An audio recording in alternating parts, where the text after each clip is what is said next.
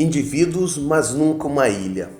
Essa reflexão ela é pautada no livro Reflexões de um Aprendiz. Você pode adquirir o e-book através do link aqui na descrição ou fazer contato e comprar o livro impresso.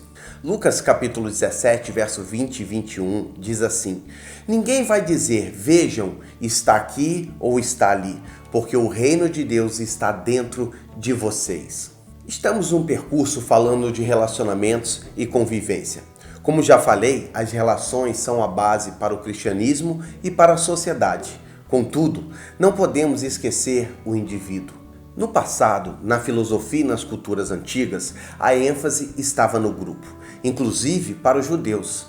Interessante que para algumas culturas pode-se interpretar que em caso de necessidade o indivíduo era até mesmo descartável para que o grupo permanecesse. O indivíduo era um tipo de acessório, mas nunca a essência, o principal. Isso também não era bom, pois somos pessoas e precisamos ser valorizadas como tais. Esse é um valor que o cristianismo nos deu, quando o indivíduo passa a ser valorizado. Jesus é um mestre que fez algo diferente, pois valorizou o indivíduo ao demonstrar a importância da pessoa, do homem. Um exemplo é a questão da lei, que de certo modo governava apenas a conduta exterior. Mas Jesus demonstra a existência de um mundo interior, que diz: o reino de Deus está dentro de vocês. Isso também demonstra o valor da pessoa, pois a persona é consciente de si mesma. Esse assunto será tratado no próximo vídeo. Isso também muda muita coisa no homem e na perspectiva judaica, onde era possível uma riqueza, por exemplo, externa, e na realidade era uma expectativa que os judeus tinham. O reino messiânico da linhagem de Davi estabeleceria um governo humano sobre toda a terra, onde haveria riqueza e prosperidade. O Nazareno muda a esfera de ação, pois afirma que o reino haverá de manifestar-se no coração do homem, colocando no interior do homem esse reino divino. Mas como o homem é extremista, seguiu para o outro polo. Hoje, na pós-modernidade, temos potencializada a individualidade, conduzida a se tornar até mesmo egocêntrica. Ou seja, o individualismo passou a predominar e ser a ênfase humana. Surgiu até aquele ditado: quando a farinha é pouca, o meu pirão primeiro. E isso passou a predominar. Assim, o egoísmo achou um terreno fértil para se reproduzir, tendo como fertilizante nossos pecados e principalmente o orgulho. A individualidade trouxe esse problema. Criamos nosso próprio mundo, um mundo interior, independente, onde se pode fingir, enganar, encenar, parecendo ser, mas negando em essência. Essa conduta ou ações externas se materializaram pelo que é aparente, apenas folhagem e não fruto, pois não se manifesta a essência da árvore, aquilo que demonstra para Deus as intenções.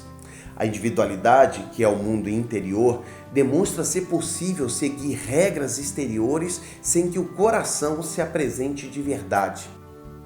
A individualidade, que é o mundo interior, demonstra ser possível seguir regras exteriores sem que o coração se apresente de verdade. Atitudes exemplificadas pela conduta dos fariseus. O cristianismo resolveu esse problema do individualismo através da igreja e da regeneração.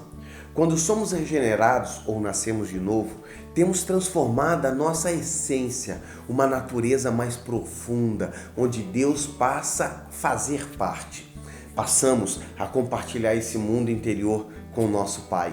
E isso nos transforma em filhos de Deus. E agora compartilhamos um relacionamento familiar. Somos família de Deus. Para exemplificar um pouco essa história de virtude da nossa essência, eu quero lembrar de uma situação isolada que aconteceu na minha vida. Uma vez eu fiz uma jogada extraordinária, recebi um lançamento da direita, matei a bola no peito e ela chegou a uma certa altura e eu emendei uma bicicleta. foi lindo. A bola foi lá no ângulo, bateu no travessão, não entrou. Mas todos aqueles que estavam jogando comigo aplaudiram. Foi uma jogada extraordinária. Mas sabe quando é que eu voltei a fazer isso? Nunca mais. Por quê? Porque uma ação isolada não determina a virtude. Mas olha essa outra história. Ronaldinho Gaúcho não é um exemplo para o cristianismo, mas serve para apresentar alguém virtuoso naquilo que faz. Lembro de um comercial onde ele chuta uma bola, ela bate no travessão e retorna no peito do jogador. Ele mata a bola, chuta de novo, a bola bate no travessão e volta no peito do jogador. E ele repete essas jogadas umas 6 vezes. O repórter procura Ronaldinho e pergunta se aquela cena foi uma montagem onde ele chutou 6 vezes seguidas no travessão. Ele confessou que foi uma montagem, pois não conseguiria chutar 6 vezes seguidas no travessão. Ele disse, no máximo umas 3. Olha que interessante, ainda que ele não conseguisse tantas vezes, mas aquele que é virtuoso no que faz, conseguiria fazer, porque aquilo se tornou algo comum para ele. Virtude é quando aquilo que é extraordinário passa a ser parte da sua vida, se tornando algo normal.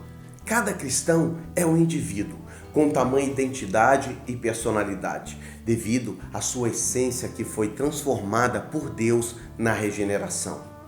E isso ainda está sendo formada de maneira tal que tem se transformado em virtude e não apenas em ações isoladas. Isso ocorre nos relacionamentos manifestando o reino de Deus e também na solitude, que nos dá profundidade, intimidade e identidade de filho. E não apenas na solidão, pois nos relacionamentos tanto se cresce quanto se constrói, como provoca crescimento e constrói os outros. Você tem construído a si mesmo e também tem sido um instrumento para construir os outros ao seu redor? Esse é o chamado para a sua vida. Deus te chamou para fazer a diferença. Você é indivíduo, você é filho, mas você também é cidadão do reino dos céus. Não se esqueça, curta, compartilhe e se inscreva no canal da Verlane, que você vai estar nos abençoando e sendo também abençoado e além de abençoar outras pessoas. Deus te abençoe.